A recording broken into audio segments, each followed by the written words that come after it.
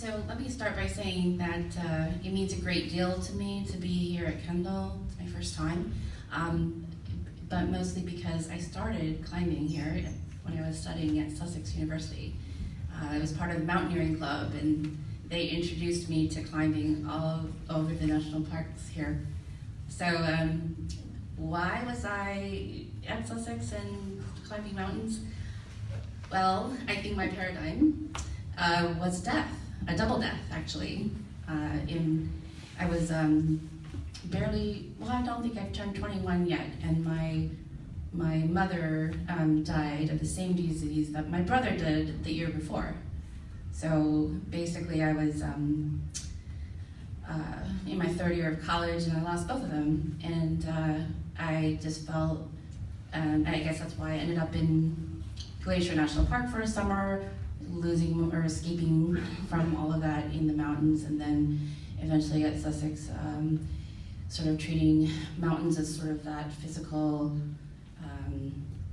challenge of, like, I guess that in that sense, I didn't recognize that was my imaginary mountain, but my imaginary mountain was that I needed to do something that would be extraordinary to prove that I wasn't the wrong child that died in my family, right? So I had to save the world or do something incredible. And at the same time, the main sort of imaginary mountain that I didn't recognize was the fact that I was born in the United States, but my heritage is Chinese. And so pretty much I identified as American. I was very Americanized. But when my mother and brother died, my father dealt with it in a very traditional Chinese sense by, the culture is all about saving face and not letting anybody know that anything bad happened to you. So, he tried to basically erase every evidence that my mother and my brother were alive. He got remarried right away, and he had another son. And I sort of felt like I didn't just lose my mom and my brother, I lost my entire family. And he also married a woman that believed into all of that cultural belief, and didn't want anybody to know that she was the second wife. She had to be the first wife, and I was supposed to be like her daughter in that sense.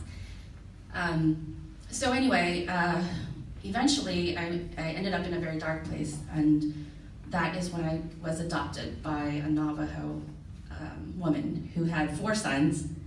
And the first time we met, she grabbed my hand and she's like, our paths were meant to cross.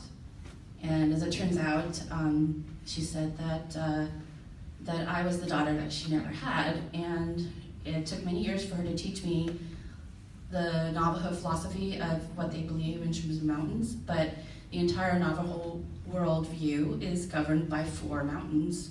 Well, there's actually 6, but the 4 main mountains, the 4 sacred mountains, border the Navajo reservation, and some of you may have climbed them too. So there's a mountain in the north, south, east, west, right?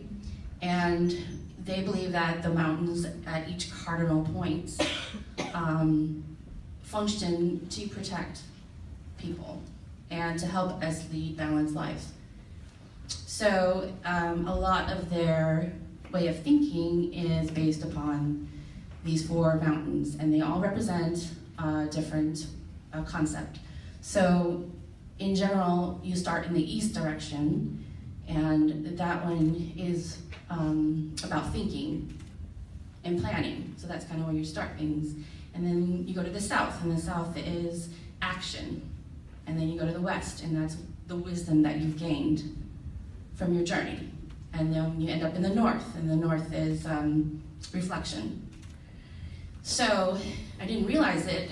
Right now, I would say I'm working on a memoir that's helping me to understand all of this, and it's structured along these 4 mountains, but essentially my imaginary mountain has brought me along this path.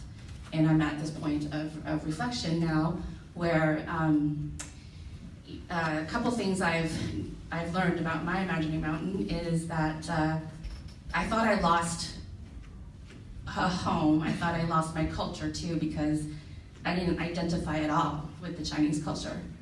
And here I am adopted by a Navajo person, but I didn't feel like I could speak about Navajo beliefs because I was a Navajo. And so, so it's a very, I guess I felt like I was not tethered to anything, right? And when I became a mother, I've got 4 kids now, it became very, very clear to me, my paradigm became very, very clear, and that was that, you know, I wanted to anchor them to some place, some culture, and I didn't want to, like, if something happened to me and I left, that they didn't know what was home, right? So, so I realized, I guess, through that journey that mountains, and in the Navajo culture, mountains are mothers. And so when you climb one, or if you even do any adventure activity on any elements in nature, so whether it's kayaking on a river or ocean, anything like that, you have to ask permission first. So she taught me, and she's teaching my kids, how to ask permission before you climb a mountain or do any activity in a place.